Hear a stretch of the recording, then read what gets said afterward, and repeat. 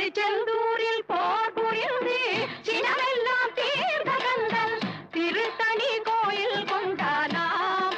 அவன் பக்தர்கள் எல்லாம் காவடி தூக்கி வந்தாராம். திருச்செந்தூரில் போர் புரிந்து சினமெல்லாம் தீர்ந்த கந்தன் திருத்தணி கோயில் கொண்டானாம். அவன் பக்தர்கள் எல்லாம் காவடி தூக்கி வந்தாராம். அவன் பக்தர்கள் எல்லாம் காவடி தூக்கி வந்தாராம்.